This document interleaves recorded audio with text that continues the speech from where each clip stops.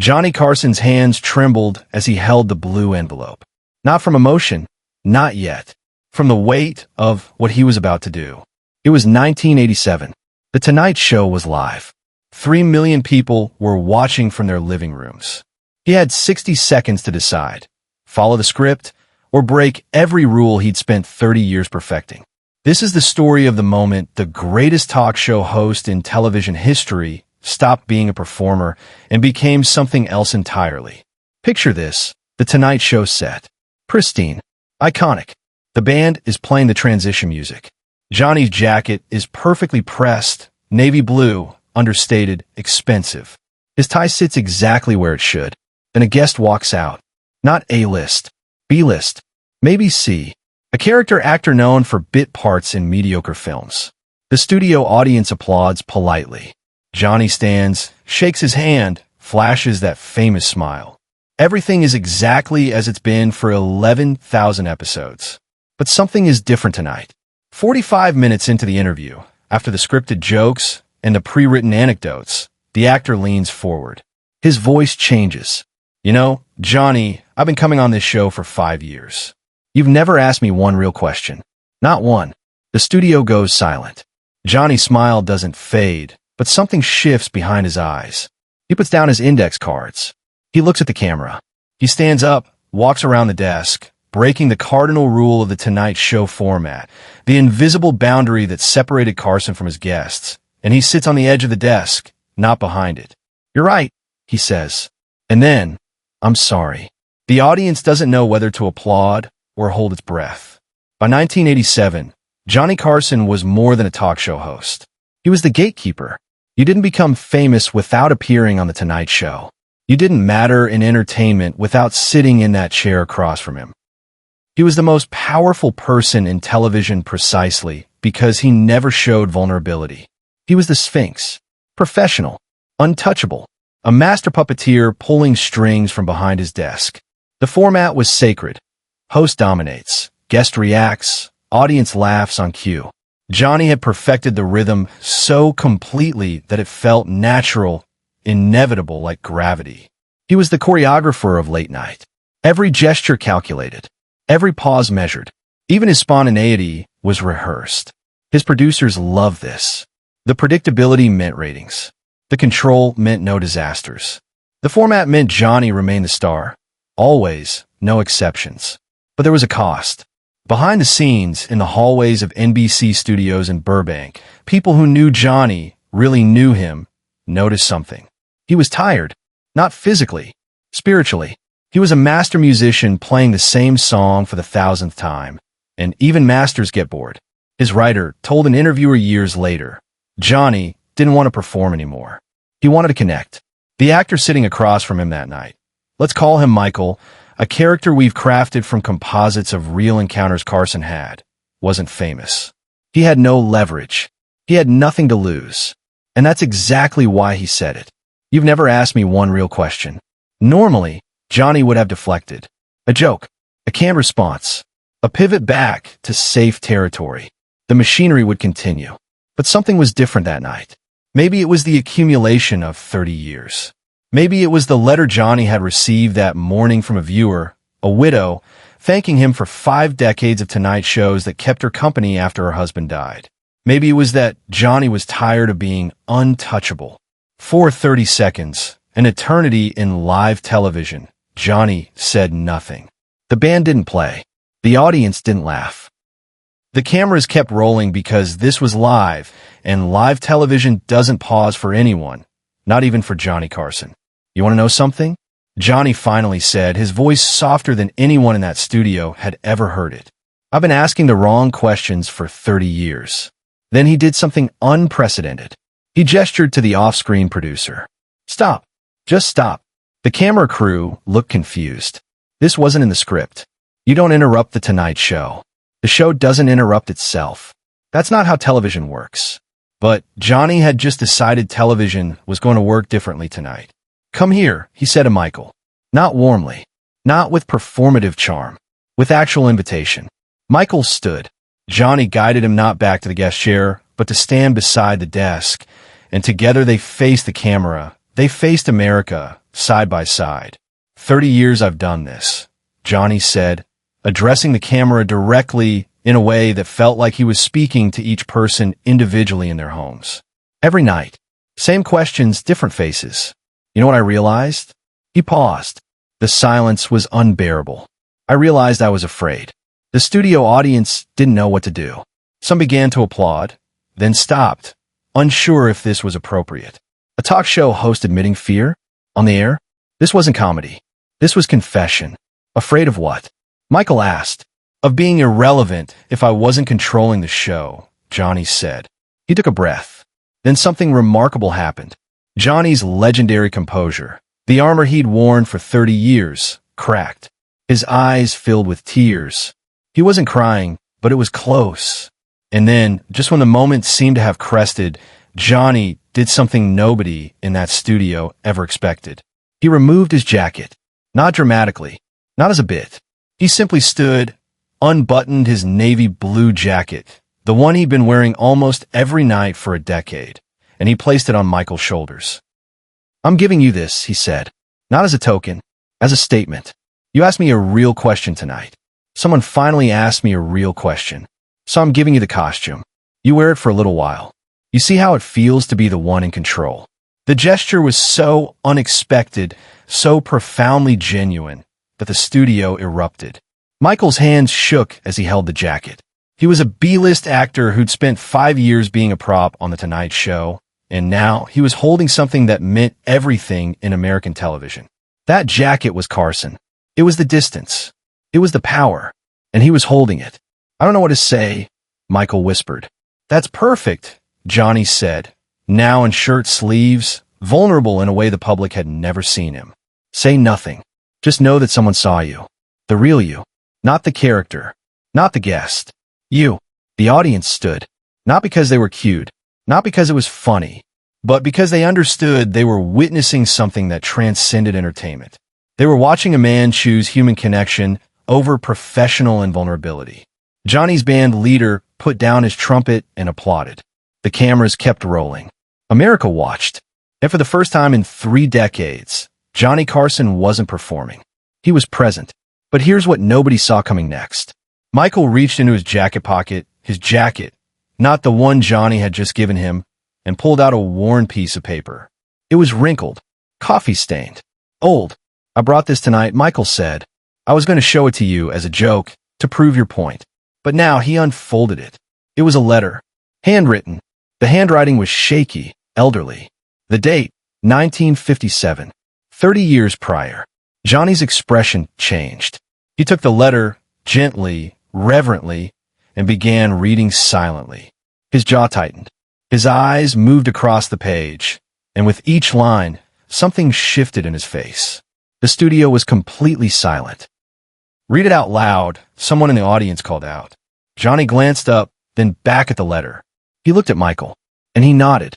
Johnny Carson, master of control, master of the performance, read this letter to 3 million Americans.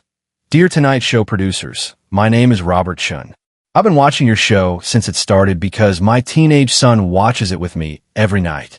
He's sick, very sick, and the doctors say he won't make it to his 16th birthday. But every night, this show comes on, and for an hour, he laughs. He forgets he's dying. He becomes just a kid again, laughing at the jokes, watching the magic. I don't know how to thank Johnny Carson enough. I just wanted him to know that somewhere out there, on Maple Street in Kansas City, his show is saving my son's life. One night at a time. Johnny stopped reading. He couldn't continue. Not because he was a master of dramatic timing, but because the letter had broken him. Michael, Johnny said, his voice rough, where did you get this letter? That was my father, Michael said quietly. I'm Robert Chen's son. I'm the boy he wrote about. The show you did, the conversations I watched you have every night while I was sick, they kept me alive. Not literally, but spiritually. And when I lived, when I survived, I became an actor because of you. Because you showed me that connection matters more than anything. The revelation hung in the air.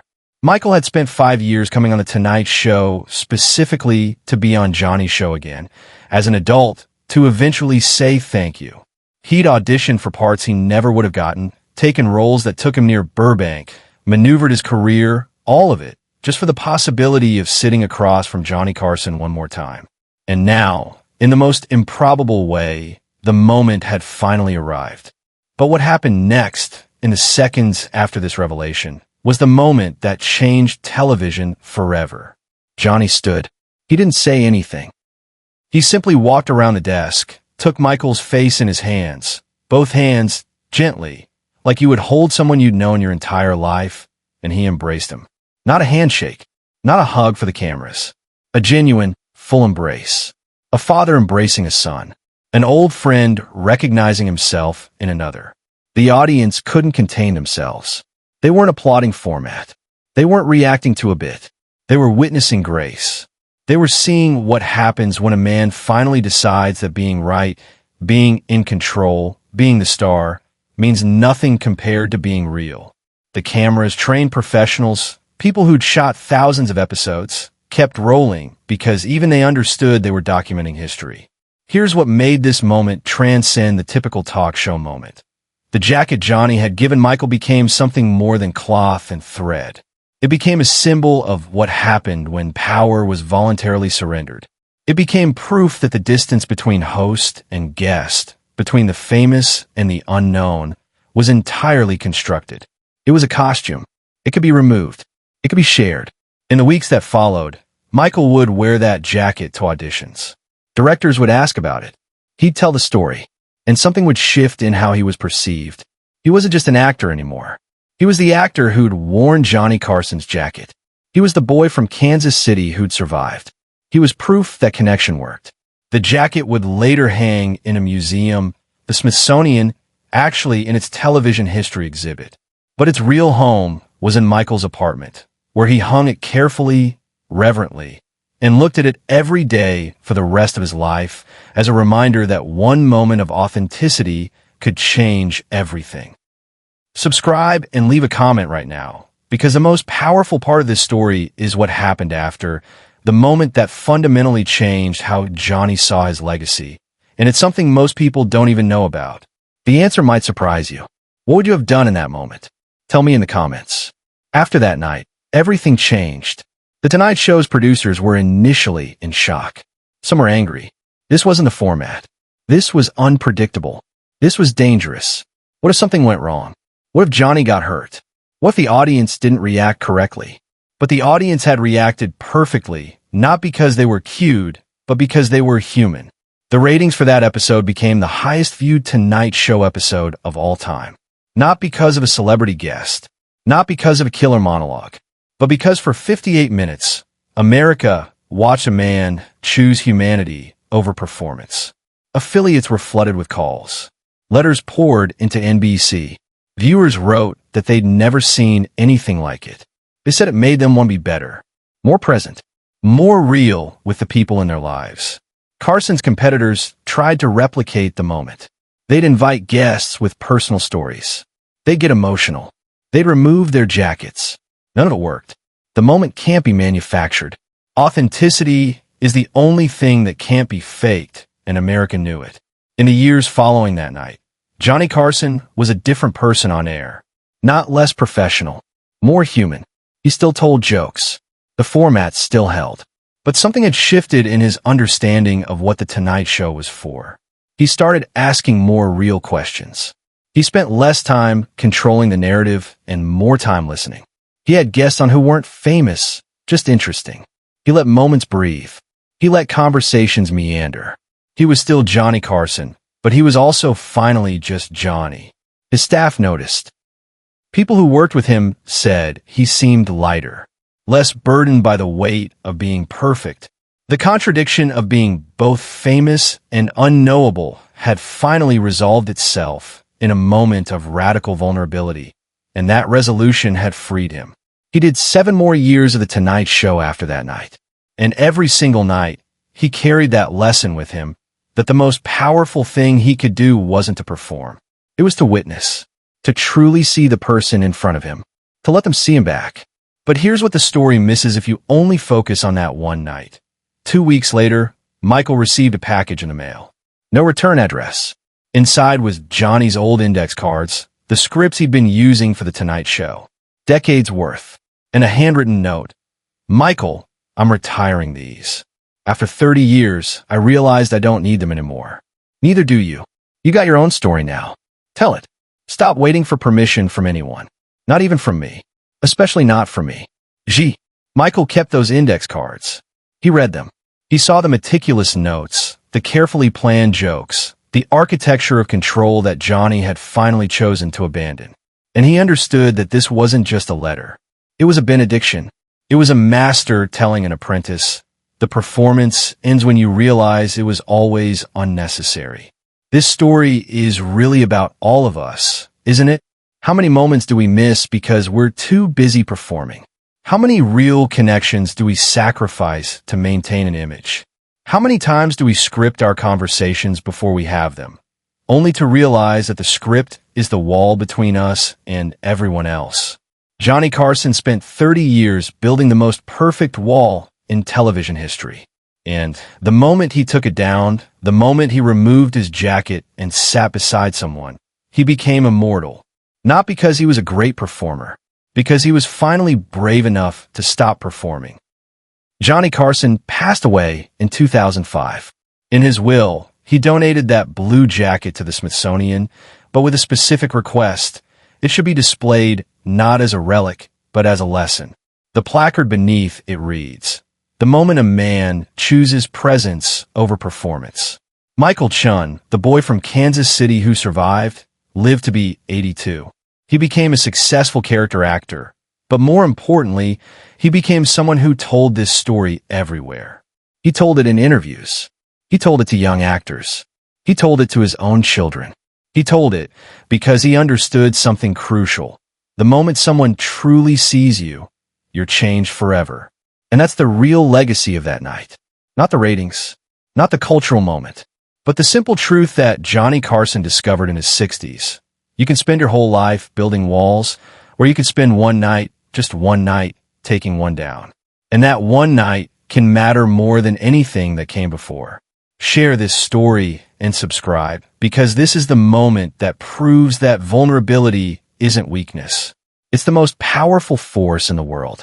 And if you needed to hear this today, if you needed permission to be real instead of perfect, then you just got it. From a man who understood the weight of performance better than anyone. The jacket is still in the Smithsonian, but its real power was never in the fabric. It was in what it meant. That distance can be closed. That walls can come down. That being seen is better than being admired. Make someone feel seen today, not because a talk show host told you to, but because you finally understand what Johnny learned. That's what we're actually here for.